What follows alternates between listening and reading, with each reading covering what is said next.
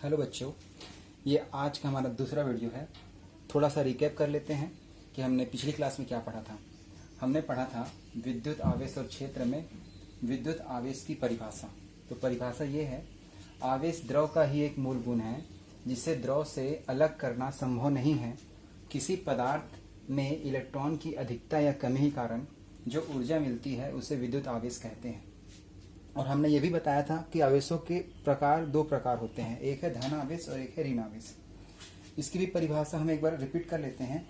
वे पदार्थ या परमाणु जिसमें इलेक्ट्रॉन की कमी हो धन आवेश कहलाता है, अर्थात प्रोटॉनों की अधिकता धन आवेश को प्रदर्शित करती है। उसी प्रकार ऋण आवेश, वे पदार्थ या परमाणु जिसके पास इलेक्ट्रॉन की अधिकता हो ऋण आवेश कहलाता है। वे पदार्थ या परमाणु जिसके पास इलेक्ट्रॉन की अधिकता हो ऋण आवेश कहलाता है। अब इसके आगे हम थोड़े से एक क्वेश्चन करेंगे, उसके बाद हम घर्षण क्रम बताएंगे। तो प्रश्न इस प्रकार है, यदि किसी पदार्थ को आवेश देने पर उसके द्रव्यमान पर क्या प्रभाव पड़ेगा। सभी नोट कर लीजिए, यदि किसी पदार्थ को आवेश देने पर उसके द्रव्यमान पर क्या प्रभाव पड़ेगा। अब आपको पता है कि आवेश दो प्रकार के होते हैं, धन आवेश और ऋण आवेश। तो इसका हल है, पहले एक उदाहरण से समझते हैं। मान लो ये क्या है, एक माचिस का बॉक्स है। क्या है, माचिस का बॉक्स है जिसमें कितनी तीलियां हैं, 1 2 3 4 5, जिसमें माचिस की 5 तीलियां हैं। ठीक, अब मान लो इस बॉक्स में जितनी भी तीलियां हैं ये क्या चीज है, इलेक्ट्रॉन है। क्या है, इलेक्ट्रॉन है। अब इलेक्ट्रॉन को हम निकालेंगे इस बॉक्स से, क्या करेंगे, माचिस की 2 तीलियों को बाहर निकालेंगे। तो हमने क्या किया, माचिस के बॉक्स से ये 2 तीलियों को बाहर निकाल दिया। तो कितना तीलियां बच गया इसमें, 3। मतलब इसमें इलेक्ट्रॉनों की संख्या कितनी हो गई, 3। इलेक्ट्रॉनों की संख्या कितनी हो गई, 3। तो इसका जो द्रव्यमान होगा, जो तीली निकालेंगे तो क्या होगा, द्रव्यमान क्या हो जाएगा इसका। मान लो इसका द्रव्यमान कितना है, 10 ग्राम। अब इसमें से 2 तीली हमने बाहर निकाल दिया तो इसका द्रव्यमान कितना हो जाएगा, 9 ग्राम। अब सेम टू सेम हम क्या करेंगे, माचिस के बॉक्स में 2 तीलियां हम एक्स्ट्रा उसमें डाल देंगे। 1 तीली, 2 3 4 5 6 7, मतलब तीलियों इलेक्ट्रॉनों की संख्या क्या हो गया, बढ़ गया। तो इसका द्रव्यमान भी क्या हो जाएगा,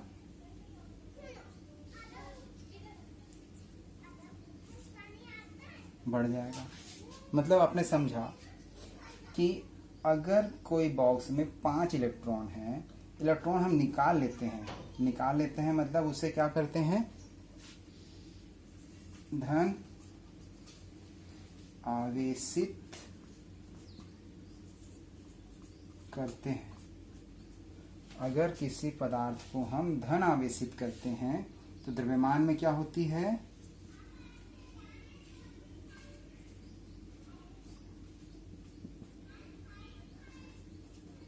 कमी।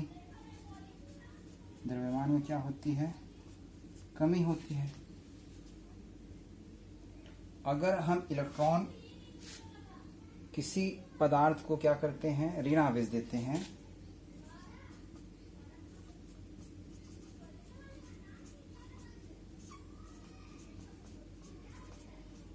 अगर किसी पदार्थ को हम ऋण आवेश देते हैं तो उसके द्रव्यमान में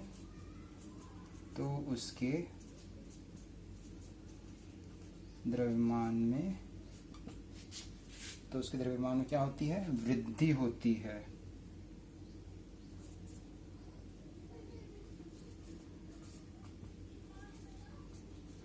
होगी, भले यह वृद्धि क्षणिक होगी, कम होगी, मगर वृद्धि होगी। तो इसको नोट कर लेंगे। इसके बाद हम दूसरे क्वेश्चन पे जाएंगे। चलिए, अब इसके आगे हम देखेंगे घर्षण क्रम। घर्षण क्रम में से बहुत सारे प्रश्न आते हैं, तो आपको ये मैंने बहुत सारे पदार्थों का एक क्रम बनाया हुआ है जिसको हमारे जो साइंटिस्ट थे बेंजामिन फ्रैंकलिन ने अपने प्रयोगों के आधार पर ये घर्षण क्रम बनाया। इसमें सबसे ऊपर वाला जो पदार्थ है वो धनावेशित प्रदर्शित करेगा और सबसे नीचे वाला जो पदार्थ है वो ऋण आवेशित प्रदर्शित करेगा अगर दोनों को रगड़ा जाए तो। अब इसमें हम लोग क्या करेंगे,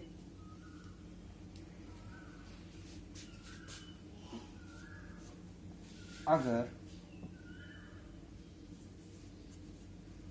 ग्लास को रगड़ेंगे हम सिल्क के साथ तो ग्लास हमेशा धनावेश प्रदर्शित करेगा और सिल्क ऋणावेशित प्रदर्शित करेगा। वैसे ही रबर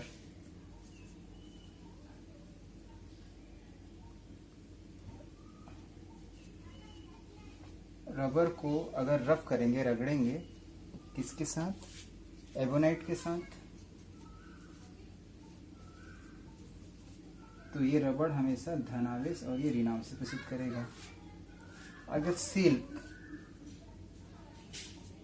को हम रगड़ेंगे मेटल के साथ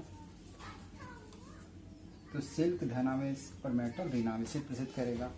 तो बच्चों इसमें से बहुत सारे क्वेश्चन आते हैं। अगर प्रश्न नोट कर लीजिए,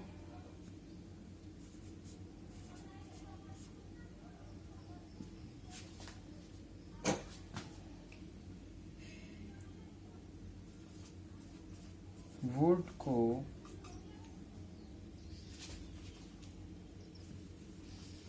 मेटल के साथ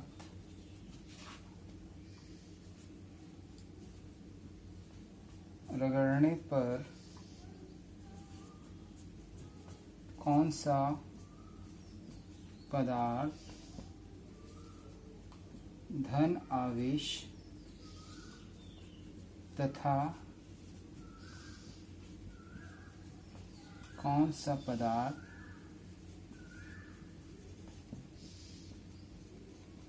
ऋण आवेश प्रदर्शित करेगा।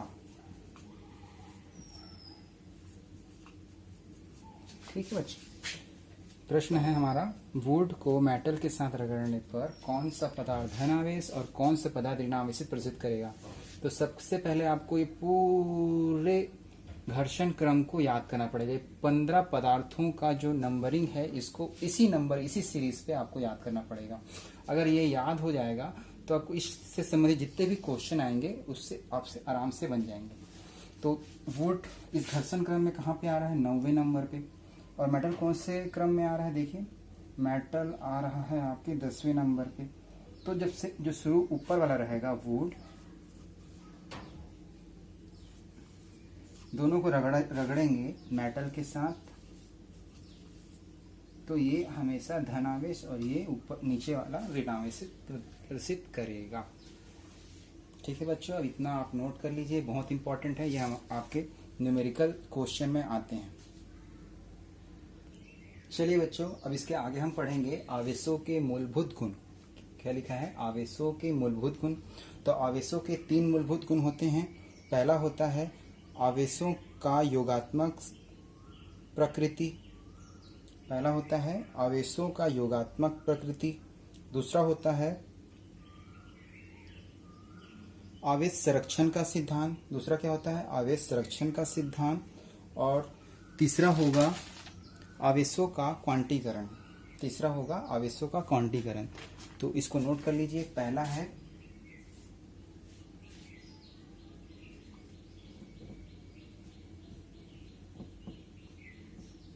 आवेशों का योगात्मक प्रकृति।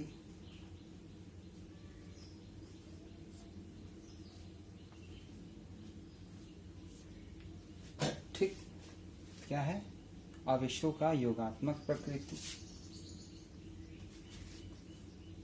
दूसरा है आवेश का संरक्षण का सिद्धांत या आवेश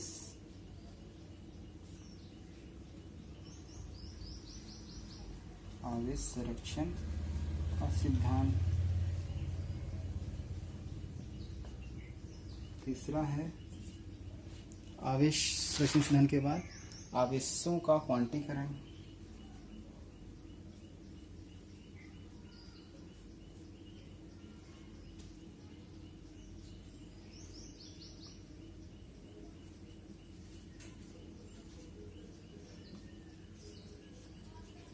मतलब आवेशों के 3 मूलभूत गुण होते हैं: आवेशों का योगात्मक प्रकृति, आवेश का संरक्षण का सिद्धांत, आवेशों का क्वांटीकरण।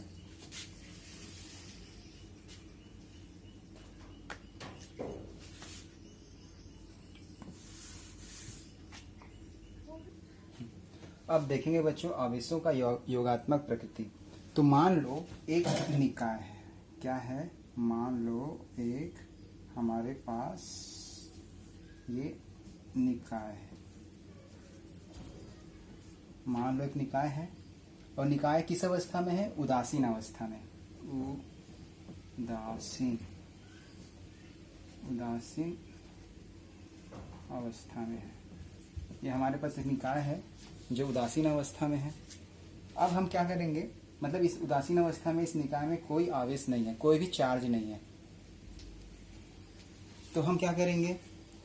इसको 4 कूलाम माइक्रोकूलाम, मतलब 4 माइक्रोकूलाम का हम आवेश देंगे। कौन सा आवेश देंगे? धन आवेश देंगे।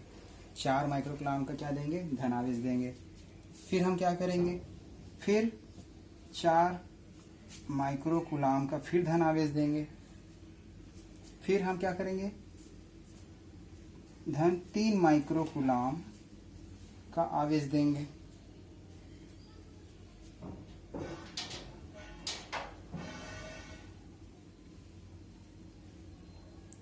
उसके बाद हम क्या करेंगे? ऋण 2 माइक्रोकूलाम आवेश देंगे। मतलब 4 हम धन आवेश दे रहे हैं और 2 ऋण आवेश दे रहे हैं। 4 क्या दे रहे हैं? मतलब 4 ऋण आवेश दिए, धन आवेश दिए, फिर 4 फिर धन आवेश दिए, फिर 3 ऋण आवेश दिए, धन आवेश दिए और 2 ऋण आवेश दिए। अब इस निकाय का कुल आवेश हम ज्ञात करेंगे। निकाय का कुल आवेश, निकाय का कुल आवेश बराबर, मतलब हम शुरू में क्या था? निकाय क्या था? उदासीन अवस्था में था। हमने क्या किया? धन आवेश 4 माइक्रोकूलाम दिया, फिर धन आवेश 4 माइक्रोकूलाम दिया, फिर धन आवेश 3 माइक्रोकूलाम दिया, फिर ऋण 2 माइक्रोकूलाम ऋण आवेश दिया। तो सभी को क्या कर देंगे? हम जोड़ देंगे।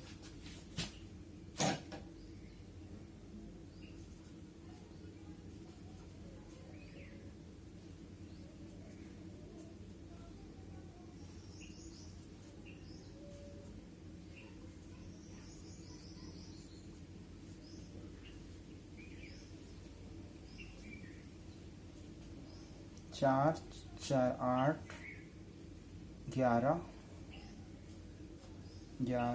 माइक्रोकूलाम ऋण 2 माइक्रोकूलाम। अब 11 में 2 घटेगा तो कितना बचेगा? 9 माइक्रोकूलाम। तो आखिरी में जो कुल आवेश हमको प्राप्त होगा 9 माइक्रोकूलाम। अब इसको दूसरे तरीके से समझते हैं। मान लो एक ईंटा है। क्या है? ईंटा है। ईंटा है, मान लो एक ईंटा है। अब हम क्या करते हैं? ईंटे को हम अलग अलग टुकड़ों में बांट देते हैं। मान लो हम ईंटे को 6 टुकड़ों में बांट देते हैं। ठीक है, अलग अलग 6 टुकड़ों में बांट दिया, अलग अलग। अब क्या करेंगे? मान लो इस छोटे से हिस्से का द्रव्यमान है m1, इसका द्रव्यमान है m2, इसका द्रव्यमान है m3, उसी तरह इसका द्रव्यमान है m4, इसका द्रव्यमान है m5, इसका द्रव्यमान है m6। सभी छोटे छोटे जो भागों का जो द्रव्यमान है अलग अलग है। अब इसका कुल द्रव्यमान निकालेंगे। कुल द्रव्यमान निकालेंगे तो क्या हो जाएगा? m1 धन, m2 धन, m3 धन, m4 धन, m5 धन, m6। मतलब अगर हम इसका द्रव्यमान निकाल रहे हैं, कुल द्रव्यमान, तो सभी अलग अलग टुकड़ों का द्रव्यमान को क्या करना पड़ेगा, हमको जोड़ना पड़ेगा। तो क्या हो जाएगा, m1 plus m2 plus m3 plus m4 plus m5 plus m6। Same condition इस निकाय में भी हो रहा है। अगर हम किसी निकाय को आवेश दे रहे हैं तो सभी आवेशों को हम क्या करते हैं, जोड़ते जाते हैं, चाहे वो ऋण आवेश हो या धन आवेश हो। तो आवेश कौन सा गुण प्रदर्शित कर रहा है, यहाँ पर इस निकाय में योगात्मक प्रकृति प्रदर्शित कर रहा है। जैसे कि इस ईंट में अगर अलग अलग हिस्सों का द्रव्यमान अलग अलग है, तो इस ईंटे का हमको द्रव्यमान निकालना है, तो हम क्या करते हैं, सभी द्रव्यमान को जोड़ देते हैं, योग कर देते हैं, तो उसका मूल द्रव्यमान निकल जाता है, कुल द्रव्यमान निकल जाता है। सेम वैसे ही निकाय का कुल आवेश हम ज्ञात करेंगे, तो हम जितने भी आवेश निकाय को दिया गया है उसको हम अगर जोड़ दें तो निकाय का कुल आवेश हमको प्राप्त हो जाता है। अब आपको पता होगा, अगर किसी निकाय को हम धन आवेश दे रहे हैं, मतलब उसमें से इलेक्ट्रॉन को बाहर निकाल रहे हैं। क्या कर रहे हैं, इलेक्ट्रॉन को बाहर निकाल। अगर हम इस निकाय को आवेश दे रहे हैं, धन आवेश दे रहे हैं, तो उसमें से हम क्या कर रहे हैं, 4 इलेक्ट्रॉन बाहर निकाल रहे हैं। अब इसको समझने के लिए एक बार देख लीजिए। मान लो इस निकाय में इलेक्ट्रॉनों की संख्या कितनी है, 100। मान लो इस निकाय में इलेक्ट्रॉनों की संख्या कितनी है, 100। अब हमने क्या किया, इस निकाय को 4 धन आवेश दिया। क्या दिया, 4 धन आवेश दिया। 4 धन आवेश दिया का 4, फिर 4 धन आवेश दिया, फिर 3 धन आवेश दिया। मतलब कितना धन आवेश दिया, 11 धन आवेश दिया। तो हमने क्या किया, 11 इलेक्ट्रॉन बाहर निकाल लिए। तो 11 इलेक्ट्रॉन हम जब बाहर निकालेंगे तो बचेगा हमारे पास 89 इलेक्ट्रॉनों की कमी हो गई। 89 इलेक्ट्रॉन हो गए। अब इसमें क्या कर रहे हैं, 2 माइक्रोकूलम में इलेक्ट्रॉन हम आवेश हम दे रहे हैं, मतलब हम ऋण आवेश दे रहे हैं, मतलब कि 2 इलेक्ट्रॉन बढ़ा रहे हैं। तो हम क्या करेंगे, प्लस इसमें क्या होगा, 2 इलेक्ट्रॉन जुड़ जाएगा, प्लस 2 इलेक्ट्रॉन, तो कितने हो गए टोटल, 91 इलेक्ट्रॉन। तो समझ में आया आप लोगों को। अगर किसी निकाय को हम अगर धन आवेश देते हैं तो उसमें से इलेक्ट्रॉन को बाहर निकालते हैं। अगर हम किसी निकाय को ऋण आवेश देते हैं तो उसमें इलेक्ट्रॉनों की वृद्धि होती है, अधिकता होती है। समझ में आ गया यहाँ तक। चलिए इसके आगे हम चलते हैं। अब निकाय और जो ईंट था उससे हमको समझ आता है कि दोनों क्या है, आवेश और द्रव्यमान। आवेश और द्रव्यमान कैसी राशि होंगे, समतुल्य राशि होंगे।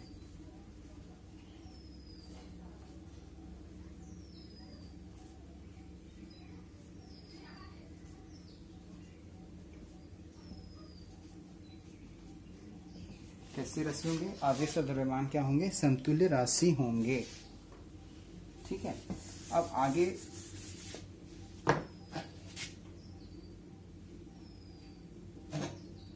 मान लो कोई निकाय है, अगर इस निकाय को हम Q1 आवेश, Q2 आवेश,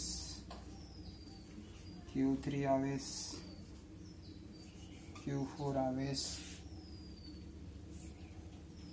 ऋण Q5 आवेश देते हैं।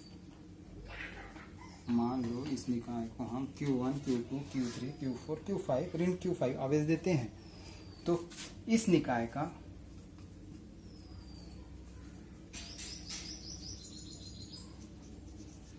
कुल आवेश, इस निकाय का कुल आवेश Q,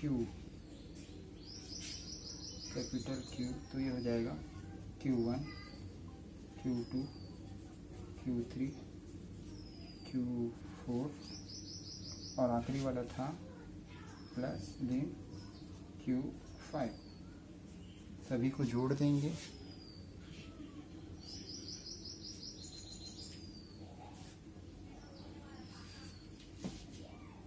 तो हमारे पास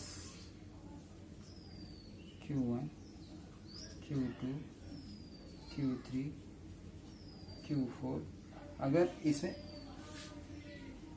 आवेश हम नंबर ऑफ आवेश देते हैं, मतलब बहुत सारे आवेश देते हैं जिसकी गिनती नहीं है, तो ये हमारा हो जाएगा dash dash dash Qn। Note कर लेंगे इसको।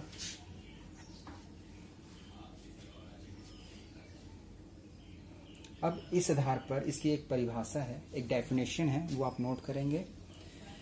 किसी निकाय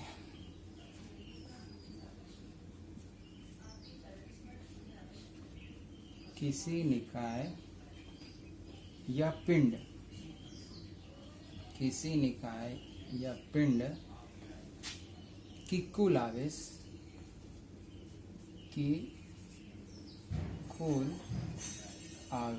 किसी निकाय या पिंड की कुल आवेश अलग अलग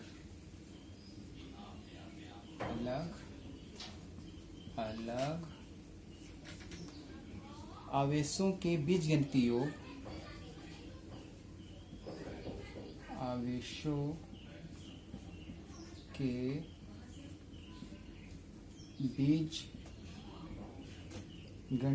योग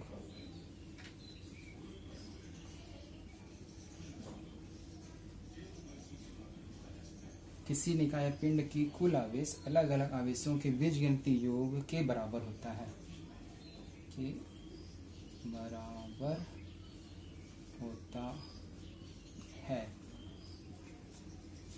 इसको नोट कर लेंगे। किसी निकाय या पिंड की कुल आवेश अलग अलग आवेशों के बीजगणितीय योग के बराबर होता है। यही क्या चीज है? आवेशों का योगात्मक प्रकृति, आवेश के मूलभूत गुण का पहला गुण।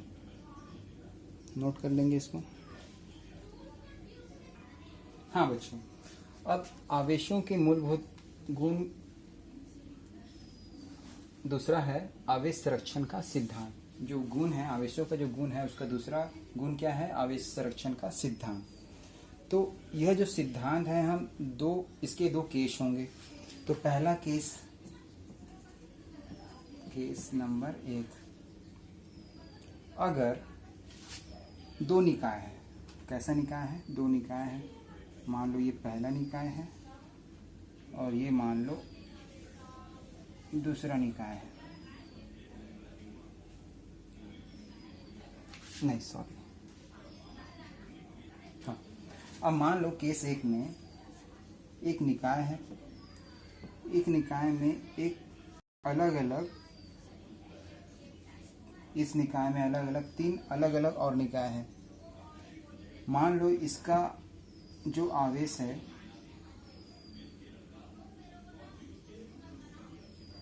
3 माइक्रोकूलम, इसका जो आवेश है 4 माइक्रोकूलम और इसका जो आवेश है 5 माइक्रोकूलम। ठीक है, समझ में आया आपको? अगर कोई निकाय है, उसमें वो उसके अंतर्गत 3 छोटे छोटे जो निकाय हैं वो किस अवस्था में है? अलग अलग है। तो जो पहला जो अंदर में जो निकाय है उसका जो आवेश है 3 माइक्रोकूलम, दूसरे निकाय का है 4 माइक्रोकूलम और तीसरे निकाय का जो आवेश है 5 माइक्रोकूलम। अब इस निकाय का हम क्या निकालेंगे? कुल आवेश। कुल निकाय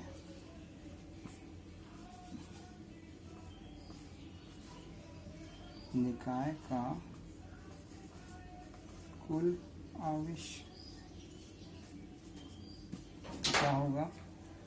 3 microcoulomb plus 4 microcoulomb plus 5 microcoulomb. अब सभी को क्या, यहाँ पर ये क्या प्रसिद्ध कर रहा है? आवेशों का योगात्मक प्रकृति। सभी को जोड़ेंगे तो क्या मिलेगा? 4 3 7, 7 5 12, तो ये हो जाएगा 12 माइक्रोकूलम। ठीक। अब यही निकाय के जो अंदर में छोटे छोटे जो निकाय हैं, अगर ये अपने आवेश को परिवर्तित कर ले, मान लो ये चेंज हो जाएगा, क्या हो रहा है? ये जो छोटे छोटे जो निकाय हैं ये अपने आवेशों को क्या कर रहे हैं, परिवर्तित कर रहे हैं। मतलब ये जो आवेश है ये 3 माइक्रोकूलम है, ठीक है। अब ये 4 जो माइक्रोकूलम है उसने अपना एक आवेश इसको दे दिया, 5 माइक्रोकूलम वाले को दे दिया, तो ये हो जाएगा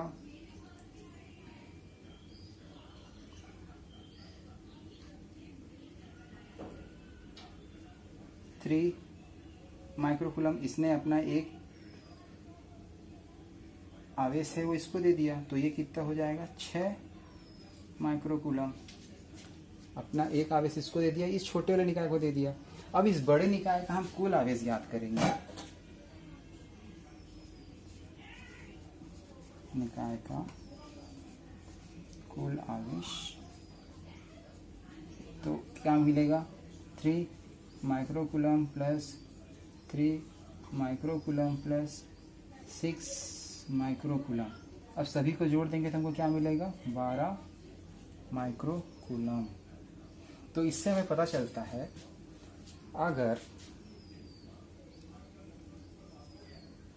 अगर किसी निकाय में अलग अलग अवस्था में बहुत सारे निकाय हैं, वो अपनी आवेशों को क्या करते हैं, वो अपने आवेशों को दूसरे निकाय को दे देते हैं, तो उस निकाय का कुल आवेश प्रारंभ में प्राप्त निकाय के आवेश के बराबर होता है। मतलब इस निकाय का जो कुल आवेश है, जब इसने आवेश को दूसरे को दे दिया तो भी उसका जो निकाय का कुल आवेश है दोनों क्या है, बराबर होंगे। यही क्या है, आवेश संरक्षण का सिद्धांत। पहले जब था तो उसका कुल आवेश कितना था, 12 माइक्रोकूलम। अब उसने अपना आवेश किसी दूसरे छोटे निकाय को दे दिया, उसी के अंदर के छोटे निकाय को दे दिया, तो उसका कुल जो आवेश है वो भी कितना मिला हमको, 12 माइक्रोकूलम। अब हम क्या करेंगे, केस नंबर 2।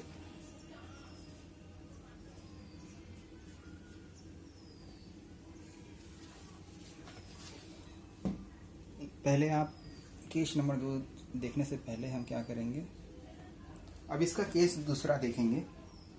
मान लो एक निकाय है,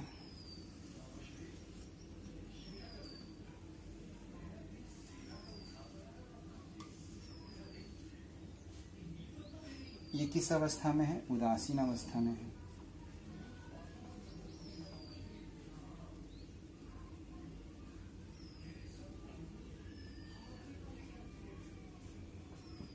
ठीक है, ये एक निकाय है जो किस अवस्था में है, उदासीन अवस्था में है। मतलब अगर इसको कोई आवेश नहीं दिए हैं तो ये कौन सी अवस्था में, उदासीन अवस्था में है। तो ये हो जाएगा प्रेरण के पूर्व कुल आवेश Q इज इक्वल टू क्या मिला हमको, 0। मतलब इसका कोई आवेश इस पर नहीं है। अब हम क्या करेंगे, इस निकाय के करीब, चल फिर से हम बना लेते हैं यहाँ पे,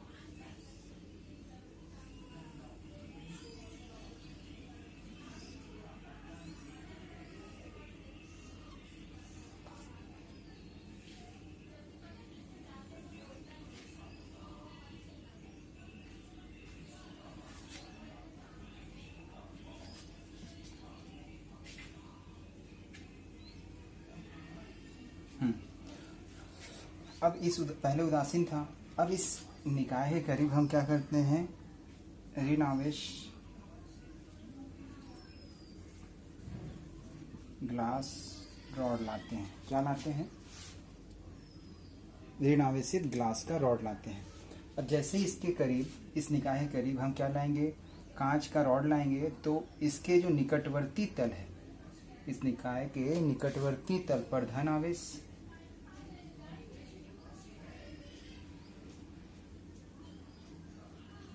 और दूरवर्ती तल पर ऋण आवेश उत्पन्न हो जाता है। अगर हम इस निकाय के करीब एक आवेशित ग्लास का रॉड जो ऋण आवेश से आवेशित है उसको इसके करीब लाएंगे, तो इस निकाय के निकटवर्ती तल पर धन आवेश और दूरवर्ती तल पर ऋण आवेश उत्पन्न हो जाता है। मान लो ये धन आवेशों की संख्या कितना है 6 माइक्रोकूलम, और मान लो धनावेशित संख्या कितनी है 6 माइक्रोकूलम, और ऋण आवेशों की संख्या कितना है -6 माइक्रोकूलम। ठीक, धनावेशित कणों की संख्या कितनी है 6 माइक्रोकूलम, और ऋण आवेशित कणों की संख्या कितनी है ऋण 6 माइक्रोकूलम। जब जितने धन संख्या धनात्मक उत्पन्न होंगे उतने ही ऋणात्मक भी उत्पन्न होंगे। अब इस निकाय का हम क्या याद करेंगे, प्रेरण के बाद कुल आवेश,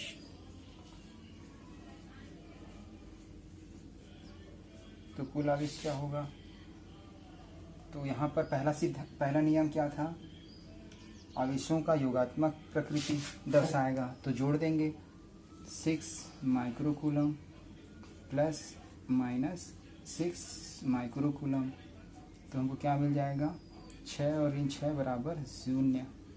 तो पहले प्रेरण के पूर्व जो था और प्रेरण के बाद जो है वो बिल्कुल सेम है। इससे हम इसका एक परिभाषा निकलती है, उसको नोट कर लेंगे, या डेफिनेशन बोल सकते हैं। आवेश संरक्षण सिद्धांत का परिभाषा, किसी चालक या पदार्थ की कुल ऊर्जा किसी चालक या पदार्थ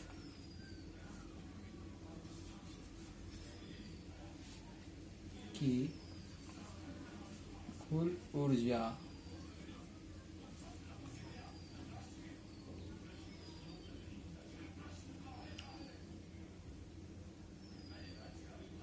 ये इसको बोल सकते हैं आवेश। किसी चालक या पदार्थ की कुल ऊर्जा या आवेश नियत या संरक्षित होती है, नियत या संरक्षित होती है। ये क्या है, आवेश का मूलभूत गुण, आवेश का मूलभूत गुण, आवेश संरक्षण का सिद्धांत। अब इसका जो आखिरी गुण होता है आवेशों का, वो है आवेशों का क्वांटीकरण।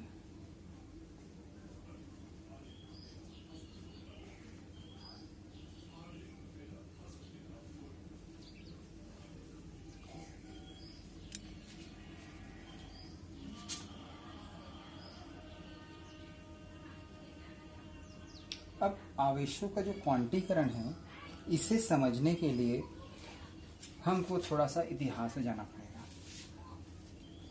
जो हमारे साइंटिस्ट थे बेंजामिन फ्रैंकलिन, उन्होंने अलग अलग पदार्थों को लेकर क्या किया, रगड़ा, और उसने एक घर्षण क्रम बनाया। उसी प्रकार एक साइंटिस्ट थे, उनका नाम था R.A.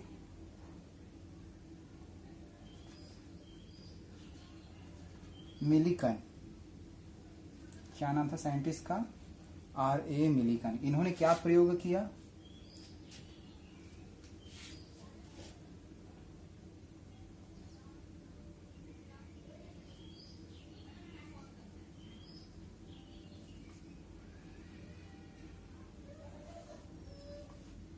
ड्रॉप एक्सपेरिमेंट किया। R.A. मिलिकन एक साइंटिस्ट थे, इन्होंने ड्रॉप एक्सपेरिमेंट किया। कौन से सन में किया, 1912 में। उन्होंने यहाँ पे देखेंगे आवेशों का क्वांटीकरण। तो आवेशों का जो क्वांटीकरण है, इसे समझने के लिए एक साइंटिस्ट थे R.A. मिलिकन, जिन्होंने क्या किया, ड्रॉप एक्सपेरिमेंट किया 1912 में। उन्होंने एक चैम्बर बनाया, चैम्बर में अलग अलग निकायों को अलग अलग अवस्था में रखा, और इसके 2 निकायों को उन्होंने धनावेश और एक निकाय को उन्होंने ऋणावेश दिया, और पाइप से उस पर ड्रॉप डाला। जैसे ही उन्हें ड्रॉप डाला, मतलब बूंद डाला, द्रव का बूंद डाला, तो वो द्रव का बूंद जैसे ही नीचे की ओर गति करते करते आवेशित होने के पश्चात ऋण आवेशित हो गए। अब ऋण आवेशित होने के पश्चात नीचे भी ऋण आवेश है, तो वो ऊपर की ओर वापस गति करने लगे। गिरते ही नीचे से फिर ऊपर की ओर गति करने लगे। तो उन्होंने एक बूंद का क्या निकाला? आवेश निकाला टोटल। तो उन्होंने पहला जो आवेश निकाला, एक ड्रॉप का आवेश निकाला, कितना था? 1.6 गुणित 10 की घात ऋण 19। ये एक ड्रॉप का उन्होंने मान निकाला, मतलब आवेश, मूल आवेश का मान निकाला। मगर जब उसने इस एक्सपेरिमेंट को दोबारा किया तो आवेश का जो मान था, एक आवेश का जो मान था वो अलग आया, 3.2 गुणित 10 की घात ऋण 19। फिर उसने ये एक्सपेरिमेंट किया तो फिर अलग आया, आवेश का जो मान था अलग आया।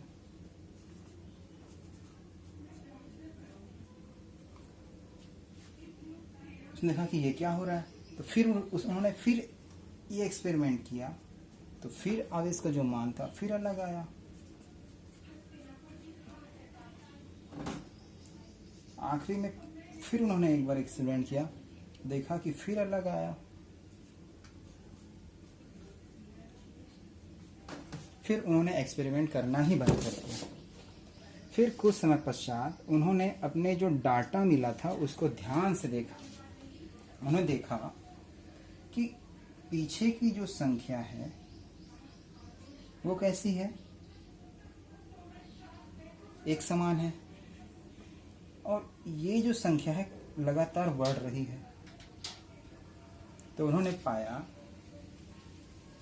कि 1 गुणित 1.6 गुणित 10 की घात ऋण 19, ये हो जाएगा 2 गुणित 1.6 गुणित 10 की घात ऋण 19, ये हो जाएगा 3 गुणित 1.6 गुणित 10 की घात ऋण 19, ये हो जाएगा 4 गुणित 1.6 गुणित 10 की घात ऋण 19, 5 गुणित 1.6 गुणित 10 की घात ऋण 19। तो उन्होंने देखा कि ये वाली वैल्यू तो सेम थी सभी में, और ये वाली वैल्यू लगातार बढ़ रही थी।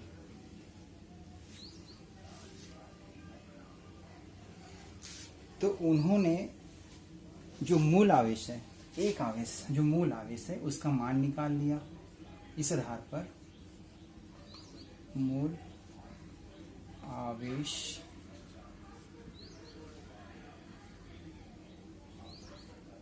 का मान कितना होगा? Q = 1.6 गुणित 10 की घात ऋण 19। ये मूल आवेश मतलब एक आवेश का मान है।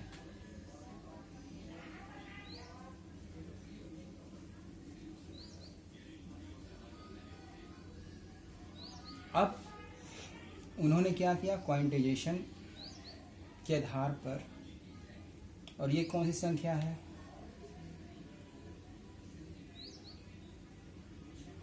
पूर्ण संख्या है। इसमें दशमलव वाली संख्या है या नहीं है? तो ये कौन सी संख्या है? पूर्ण संख्या। तो हम जो क्वांटाइजेशन आवेश की मात्रा, ये पूर्ण संख्या को हम लिखेंगे n इंटू ई। मूल आवेश